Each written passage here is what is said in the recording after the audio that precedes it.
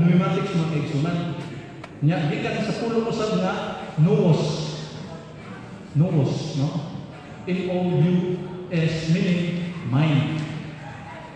Kasabot nga kini. Atong nahuna mga kaigsunan.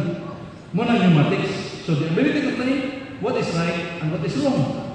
Dili kay basa mo sa Biblia kung saan ka nabasa, mao na gina. Ug daghan ay tawag na mga kaigsunan. Noon sa mabasa sa Biblia, ilitra kung litra sa pagsamot. Muna daghan kayo nga nanggawas sa kamaturan, ug daghan kang nakabalik sa kamaturan tungod kay andam na po sila, no? Aminaw. Kung sa'y matuod nga gitudlo sa matuod nga simbahan nga gitukod sa atong Ginoong Kristo. So I repeat, dili bisag kinsa makabasa sa balang kasulatan nga sakto na. Tingnan mo mga kaigsunan, nagtukod ang itong Ginoong Kristo o simbahan.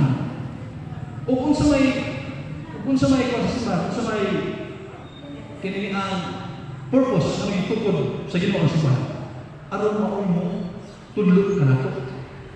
So the church has that power to teach. Dili kay kita lang basa-basa sa Biblia, kita lang sabot, mapilitan ng 46,000 Christian denominations mga kaigsunan.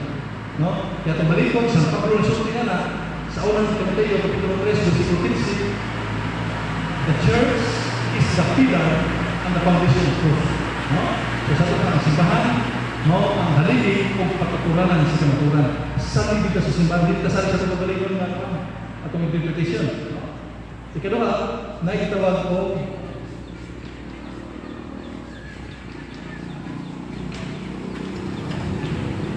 heuristics. Ano mo lang po ang heuristics? Karoon paghapon. Karoon paghapon. Pneumatics, heuristics, gikan gihapon sa pulong Grego na heuristin. Heuristin. Meaning to discover. So, sa buti masabot nila mga kaigsunan, it is helping in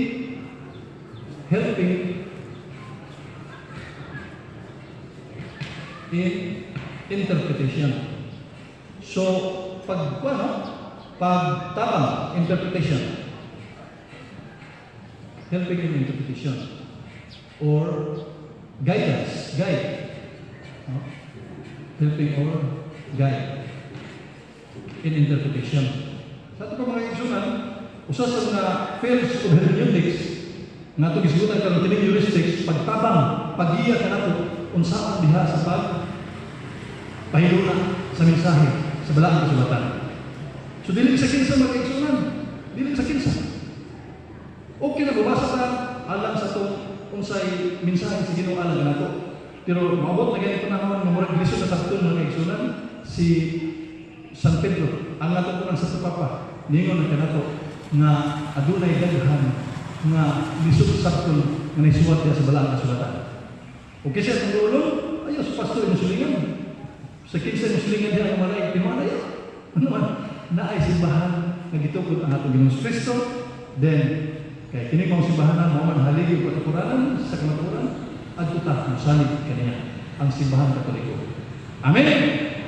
Mao din ang bisag unsa ta kasasala mga kaigsunan kung kita puyo o misalig sa simbahan, giyahan ito mga kaigsunan. Nga naman, ang atong Ginoong Kristo nagsulti din nga katong mo maminaw sa simbahan, naminaw o mituo, naminaw siya kanako, naminaw ni Kristo, o naminaw sa simbahan ng nagpadaan ni Kristo. Pero katong nito sa simbahan, wa naminaw sa simbahan, wa po na nito ni Kristo, bisan pagkapila gadada ang Biblia, bisan pagkapila gadada sa naman ni Kristo, kung wa ka naminaw sa simbahan. That is the effect. Muna naminaw kita sa simbahan, no? Naminaw na ni Padre ni Padre, na unsay iyang request, unsay iyang iwali mga kaigsunan, iyang ipuyan. Muna tangilig ang pulong sa Ginoo nga mo kuan sa tuwa, no? Wabo sa tuwa kanang gitawag na to grace coming from the Lord. Kay tanan ng kaigsunan bakit tayo mahimo kung ato-ato na, no? Si San Pablo si Ginoong Kristo sulti nga na, you can do nothing without me. Matupad ni Kristo. Nasa Juan Kapitulo 15 versikulo 5. Di na natin suwat ng mga verses din ng kaigsunan, no? Okay. Focus na din sa tuwang hermeneutics. Ikatulo, kini gitawag ko pro-heuristics. Gikan sa pneumatics, heuristics, pro-heuristics. Mau gyapon, dapat naka ako na don't worry, just relax, no? Ako na. Salamat kay brother kini atong igsoon. Tanawa. Brother Adam, kining pulong sa Ginoo makapausab sa tao. Ako sa una brad, mutugan sa dili, maghila ang adlaw ug di ko mahubog. Asa tos ba Anthony? Anthony. Wala. Ato na kadong dili. Pero gumikan sa grasya ug hugma sa Ginoo mga kaigsunan. Karon magasimot na og alcohol, hubog na. Ako di gid. Iya yung undangan ang pag grasya sa Ginoo. Kaya ko na og watay grasya sa Ginoo.